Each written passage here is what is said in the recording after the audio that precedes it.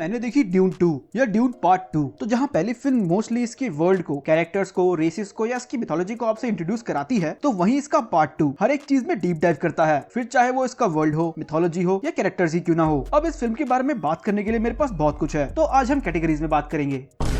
अब किसी महान शख्स ने कहा है कि एक कैरेक्टर की डेवलपमेंट चाहे नेगेटिव हो या पॉजिटिव, वो एक स्टोरी के लिए हमेशा अच्छी होती है। अब इसमें जितने भी हमारे मेन कैरेक्टर्स हैं, उनकी डेवलपमेंट काफी खूबसूरती से दिखाई गई है। खासकर पॉल की, जिस तरह से वो फ्रेमेन के तौर तरीके सीखता है और ये सब करते करते अनजाने में प्रोफेसीज को पूरा करता जाता है। यकीन मानो एक कैरेक्टर से कनेक्ट करने के लिए यही सबसे इंपॉर्टेंट है, उनकी जर्नी दिखाना, और उसी जर्नी के थ्रू कैरेक्टर्स डेवलप होते हैं, जो ये फिल्म बखूबी करती है। और लास्ट में जिस तरह से उसका कैरेक्टर पूरी तरह चेंज हो जाता है, it was just awesome. Second है चानी यानी ज़ेंडेया का कैरेक्टर। जिस तरह लास्ट के 20-30 मिनट में बिना किसी डायलॉग के सिर्फ अपने एक्सप्रेशन के थ्रू उस बंदी ने एक्टिंग की है ना, आपको समझ में आती है कि वो क्या फील कर रही है, वो क्या कहना चाहती है। और ये भी सिर्फ उसकी जर्नी की वजह से होता है कि जिस तरह हम उस कैरेक्टर को थ्रू आउट देखते आए हैं। और थर्ड कैरेक्टर है इसकी माँ। अब इसका नाम तो मुझे याद नहीं, पर ये एक बेनज़रत है और मैं ये देखना चाहूंगा कि ये कैरेक्टर फ्यूचर में कैसे प्ले आउट होगा। और स्पेशल मेंशन है फेड रोथा। अब ये कैरेक्टर चाहे जितना भी हरामी हो, पर एक वर्दी कंपटीटर की इज्जत करता है, पर इसका मतलब ये नहीं कि ये रिडीम हो सकता है। इस जैसा कमीना कोई दूसरा नहीं है, और इसी को कहते हैं कैरेक्टर डेवलपमेंट, जहाँ आप एक कैरेक्टर के लिए सिर्फ उसकी पर्सनैलिटी ट्रेट की वजह से उसके लिए रूट करते हो, ये जानते हुए भी कि वो कितना हरामी है।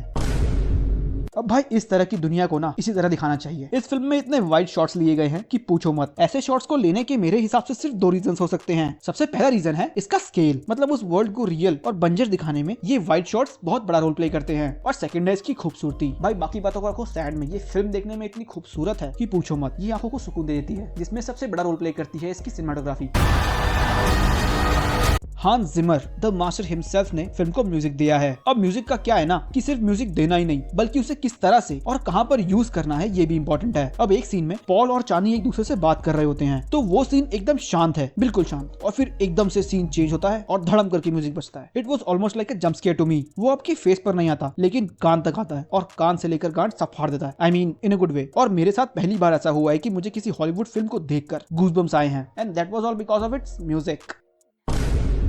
अब फिल्म को डायरेक्ट किया है डेनी विलेनोव ने। इसकी मैंने सिर्फ 3 फिल्में देखी हैं। पहली थी ब्लेड रनर, सेकंड ड्यून, और तीसरी है ड्यून पार्ट 2। तो भाई बंदे ने जिस तरीके से शॉट्स को एनविजन किया है ना, वो सच में काबिले तारीफ है। और ब्लेड में भी इसकी सिमिलरिटीज नजर आती हैं, लेकिन ड्यून के इस वर्ल्ड को इतना रियल और बिलीवेबल बनाने में इस बंदे का सबसे बड़ा हाथ है। एक ग्रह जिसका सूरज काला है, मतलब उसकी रोशनी ब्लैक है, ऐसे ग्रह को दिखाने की वो ब्लैक एंड व्हाइट वाली क्रिएटिव चॉइस वाज ऑसम। और साथ ही साथ इसके विलन को इंट्रोड्यूस करना वाज अ मास्टर स्ट्रोक। सच कहूं तो उसकी असली हैवानियत उसी टाइम पर दिखती है, वो ब्लैक एंड व्हाइट सीन में। लास्ट में एक सीन है जब पॉल व्लादिमीर को मारने के लिए हॉल में एंटर करता है और कोई उसे नहीं रोकता, वो सीधे जाता है और उसे मार देता है। वो ऑसम है। इस सीन से फील होता है कि वो कैरेक्टर कितना बड़ा बन चुका है। और बाकी सब तो फिल्म में ठीक था, लेकिन मुझे इससे सिर्फ एक शिकायत है, वो लास्ट का बैटल सीन। वो जितना दिखाया है वो तो एक नंबर है, लेकिन मुझे ये थोड़ा और देखना था, पर उसकी थोड़ी बहुत भरपाई वो 1-on-1 फाइट में हो जाती है।